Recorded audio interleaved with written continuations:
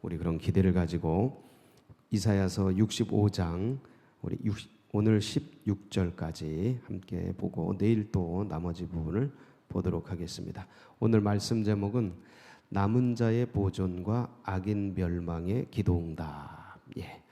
어제 이사야의 중보기도를 우리가 살펴보았습니다.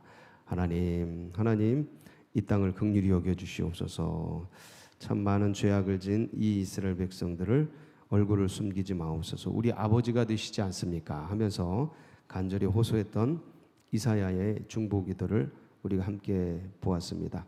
결렬된 곳에 들어가서 간절히 기도한 그런 모습이었죠. 그래서 오늘은 그 이사야의 중보기도에 대한 하나님의 응답입니다. 하나님의 응답. 그래서 하나님께서 하나하나 이사야가 기도한 것에 대한 응답을 주시면서 결국은 하나님이 멸망 중에라도 진노 중에라도 긍휼을 잊지 않겠다. 남은 자를 보존하겠다. 그런 말씀입니다. 여러분 이 시대 가운데 남은 자가 되어서 주님의 마음을 기쁘시게 하는 우리 성도 여러분 모두가 되시길 축복합니다. 우리 1절 말씀 한번. 이 1절이 상당히 어렵습니다. 1절을 풀어야 나머지 것들이 좀 풀리게 되는데 일단 1절부터 3절 내용은 이제 하나님께서 이 이사야가 중보기도한 내용에 대해서 이스라엘 백성들이 어떻게 평소에 했는데 하나님이 이렇게 행동했다라는 것을 설명해 주는 내용입니다. 그래서 이 부분을 설명하는 것들을 좀 이해해야 나머지 내용들이 풀리니까 한번 보시겠습니다. 1절. 나는 나를 구하지 아니하던 자에게 물음을 받았으며, 이게 무슨 말인지 이게 이제 그냥 한글로는 그냥 해석이 안 됩니다. 이게 뭔 말이냐면 나는, 그러니까 하나님은 주님이 말씀하시는 거예요. 나를 찾지도 않고 구하지도 않고 두드리지 않았는데도 불구하고 그들에게 내가 요청에 응답을 줬다. 응답했다. 그 다음에 그 밑에도 나를 찾지 아니하던 자에게, 찾지도 않고 구하지도 않고 두드리도 않고 똑같은 얘기죠. 찾아냄이 되었다. 만나주려고 그렇게 했다. 세 번째, 내 이름을 부르지 아니하던 나라에, 그러니까 이게 이스라엘 백성들이에요. 주님을 찾지도 않고 구하지도 않는 그러한 상태에 있는 이 이스라엘에게 내가 여기 있다. 내가 여기 있다. 이렇게 말하였다는 겁니다. 말하였다는 겁니다. 그렇게 역사하였다는 겁니다. 근데 그들이 어떻게 움직였냐면 2절, 내가 종일 손을 펴서 그들을 부르고, 맨 끝에 내가 종일 손을 펴서 자기 생각을 따라 옳지 않은 길을 걸어가는 패역한 백성들을 어떻게 했나니? 불렀나니. 그러니까 종일 펴서 얘들아 돌아와라, 얘들아 돌아와라, 그리로 가면 망한다, 그리로 가면 죽는다, 내가 여기 있다, 내가 지금 여기 있다.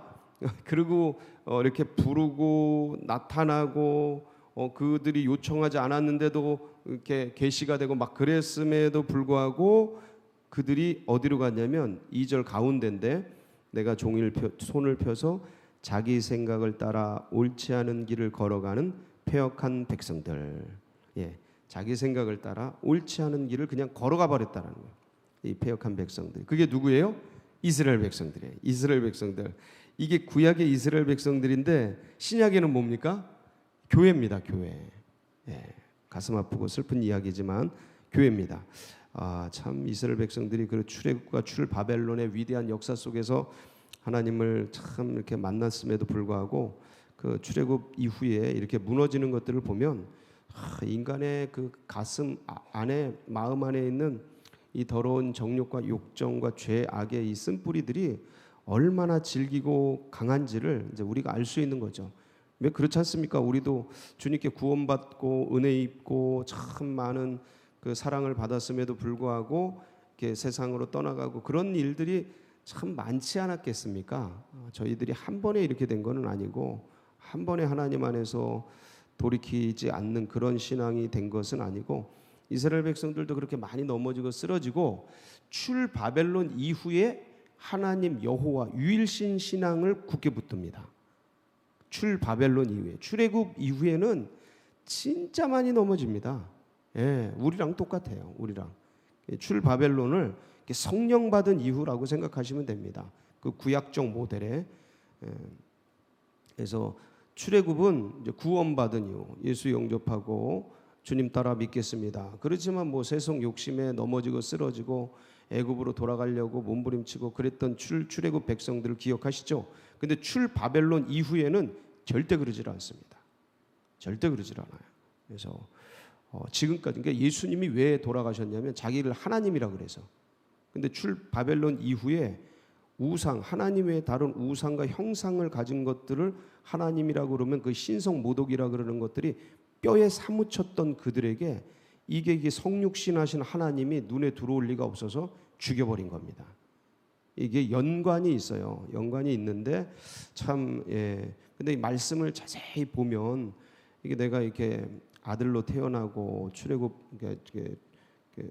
인카네이션에서 성육신하고 해서 인간을 구원하겠다라는 그런 말씀들이 이사야에서도 예언되어 있고 다 예언되어 있는데 그것들을 이제 못 본 거죠. 못 본 건데 어쨌든 다시 한번 볼 날이 올 거라고 저는 믿고 있습니다. 바울의 그 말씀처럼. 근데 이 하여간 자기 생각 따라 옳지 않은 길을 이제 걸어간 패역한 백성들 부르는데 응답하지 않죠. 그래서 계속해서 어디로 가냐? 그 패역한 백성들이 걸어간 길이 뭐냐면 3절입니다. 곧 동산에서 제사하며 벽돌 위에서 분향하여 내 앞에서 항상 내 노를 일으키는 백성이라.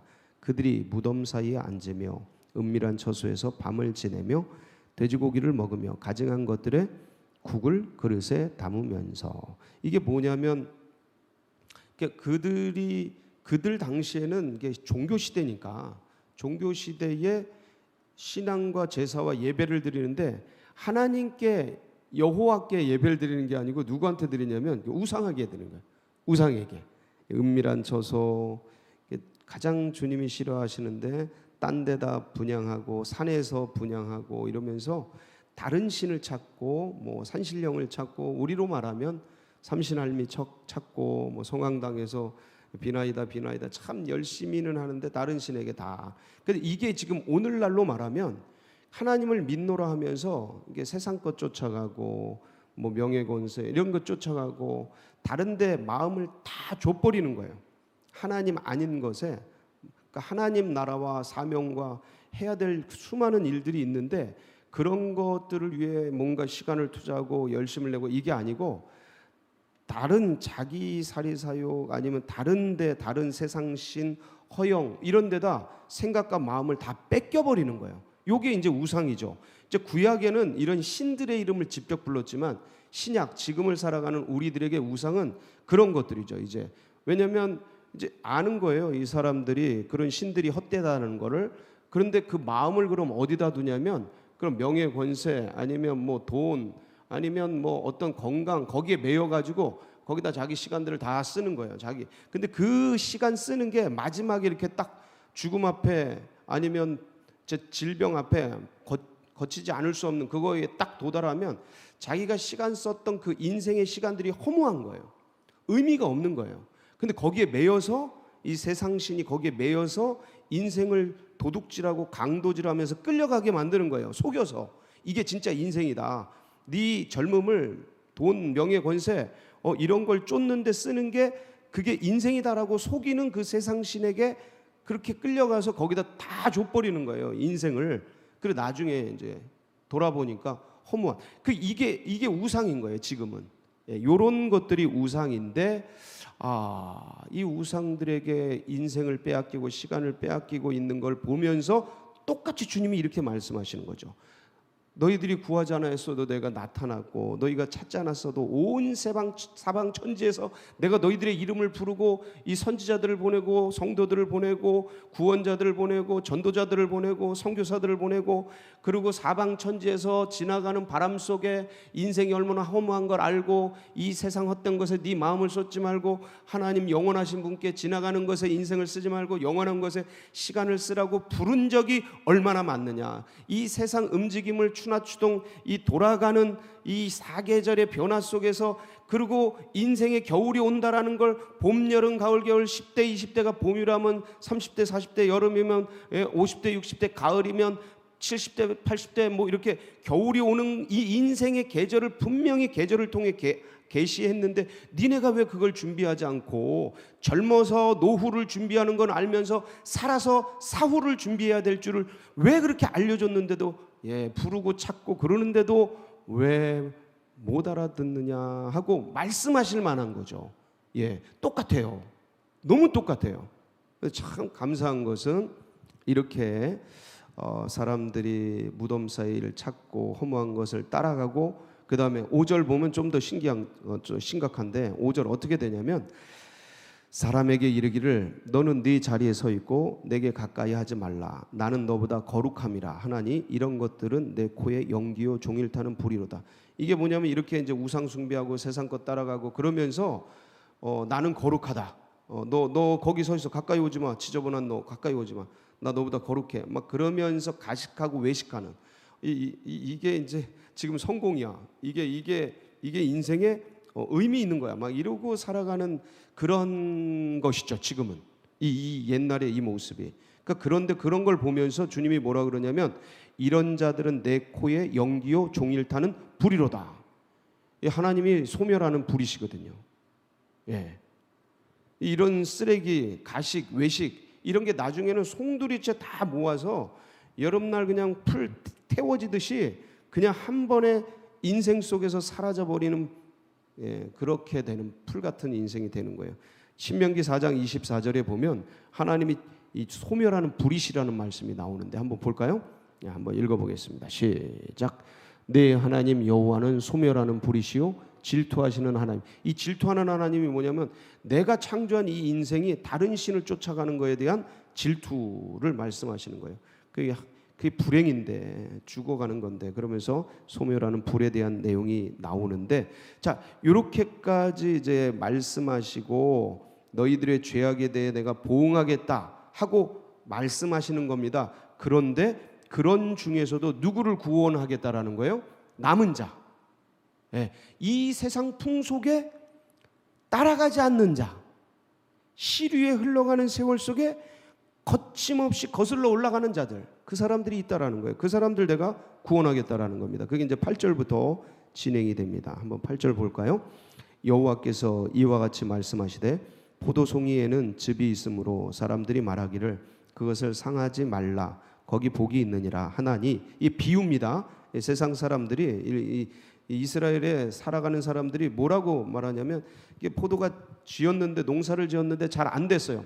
그래서 이거를 잘 안 되거나 하여간 의미 없거나 그러면 갈아엎어 버리잖아요. 태워버리거나 갈아엎어 버리는데 그런데 그 중에서 좋은 것들이 있단 말이에요. 그것들은 따서 따로 둬야 된다라는 비유의 얘기예요. 그렇게 세상 사람들도 말하나니 나도 내 종들을 위하여 그와 같이 행하여 다 멸하지 아니하고 9절 내가 야곱에게서 씨를 내며 유다에게서 나의 산들을 기업으로 얻을 자를 내리니 내가 택한 자가 이를 기업으로 얻을 것이요 나의 종들이 거기에 살 것이라. 그러니까 내가 택한 자 내가 나의 종들 그들은 구원하겠다라는 겁니다. 그 멸망 중에서 그 심판 중에서도 그들을 구원해 내겠다라는 거예요. 이 포도송이 비유는요. 이사야서 시작할 때 5장 1절에서 7절 말씀 그 포도원 노래가 나옵니다. 포도원 농부로서 하나님께서 얼마나 좋은 극상품 나무를 심었는데 얼마나 나쁜 열매를 맺었는지에 대한 얘기가 나오는데 한번 이사야서 5장 1절 2절 한번 보겠습니다. 시작. 나는 내가 사랑하는 자를 위하여 노래하되 내가 사랑하는 자의 포도원을 노래하리라. 내가 사랑하는 자에게 포도원이 있으며 심히 기름진 사내로다. 땅을 파서 돌을 제하고 극상품 포도나무를 심었도다. 그 중에 망대를 세웠고 또 그 안에 술틀을 팠도다. 좋은 포도 맺기를 바랐더니 들포도를 맺었도다. 그게 극상품 포도나무를 심었는데 들포도를 맺어버린 거예요. 그러니까 하나님께서 창조하고 아름답게 출애굽시켜서 이 가나안 땅에 심었는데 이들이 낳고 봤더니 우상 숭배하고 다른 것들을 세상신을 쫓아가고 그러는 거예요. 이것을 이야기하면서 이제 그렇게 된 이 이스라엘을 세상 사람들이 이게 포도원 지었다가 의미 없으면 그때 이제 다 불태워 버리고 갈아엎어 버리는데 그런 중에서도 좋은 포도를 선별해서 따로 두듯이 이스라엘 백성들을 심판할 때 내가 택한 자 나의 종들은 따로 구원하겠다라는 그런 말씀입니다. 그래서 그들에게 10절이죠.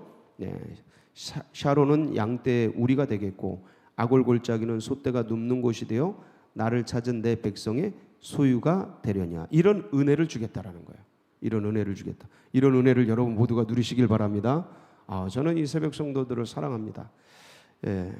이 끝까지 지키세요. 기도하는 자들은 살아남습니다. 11절 오직 나 여호와를 버리며 나의 성산을 잊고 가색에 상을 베풀며 문희에게 석근수를 가득히 붓는 너희여. 이게 우상 숭배하는 거예요. 갓, 행운의 신이죠. 문희는 운명의 신입니다. 이게 갓. 이런 세상신, 세속의 것들을 따라가는 것들, 우상 숭배자들. 12절 칼에 붙인다는 내용이죠. 자, 그러면서 13절부터 16절까지는 기가 막힌 결론인데, 나의 종들은 이런 축복이 있을 거다. 근데 우상 숭배 따라가는 너희는 이런 멸망이 있을 거다라는 아주 흙과 백에 딱 그냥 대비를 시키면서 우리 주님께서 이런 말씀을 이어가시는 거예요. 한번 13절 이러므로 주 여호와께서 이와 같이 말씀하시니라. 보라, 나의 종들은 먹을 것이로되 뭐 할 것이로되요? 먹을 것이로되 풍성할 것이로되 너희는 줄일 것이니라. 보라, 나의 종들은 마실 것이로되 뭐 할 것이로되요? 마실 것이로되 마음껏 주님의 살과 피를 마음껏 먹고 마시는 겁니다. 너희는 갈할 것이니라. 보라, 나의 종들은 기뻐할 것이로되 너희는 수치를 당할 것이니라. 보라, 나의 종들은 마음이 즐거움으로. 주님 안에 얼마나 희락입니까? 아무리 코로나19지만 주님 믿고 따르면 거기가 그 하늘나라 아니겠습니까? 즐거움으로 노래할 것이로되 너희는 마음이 슬픔으로 울며 심령이 상함으로 통곡. 계속 그 얘기입니다.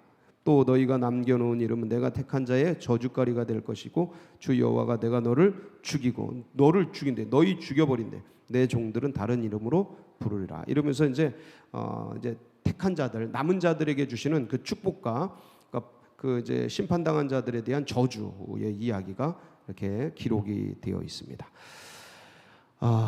이 세상 속에서도 이게 옛날 2700년 전에 이사야가 노래했던 그런 말씀인데, 이게 참 살아있는 말씀이 오늘날도 동일해요. 언어들은 이게 고대어고 옛날 언어지만 그 의미는 지금도 동일해요.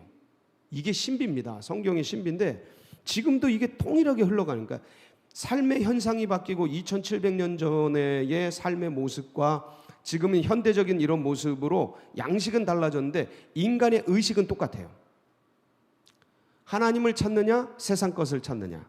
그러니까 하나님을 따르느냐 세상을 따르느냐. 왜냐하면 인생이 똑같거든요. 인생 주어진 100년 안에 뭐 하다 가느냐인데, 이 인생 100년을 가지고 영생을 사느냐 못 사느냐인데, 이 인생 속에서 이게 전부인 줄 알고 이 땅이 전부인 줄 알고 그렇게 먹고 살다 가는 그 인생, 그 세상신을 따르는 건데, 그러면 영원 형벌이 주어지는 거죠. 사실 주어지는 게 아니고 그것 자체가 영원 형벌이에요. 하나님을 모르고 사는 것.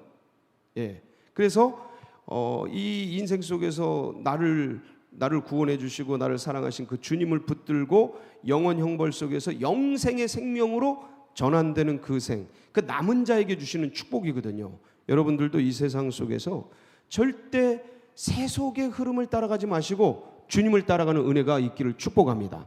여러분, 이 세상이요, 여론과 그 다음에 여러 매스미디어를 가지고 사고를 완전히 의식을 조작합니다.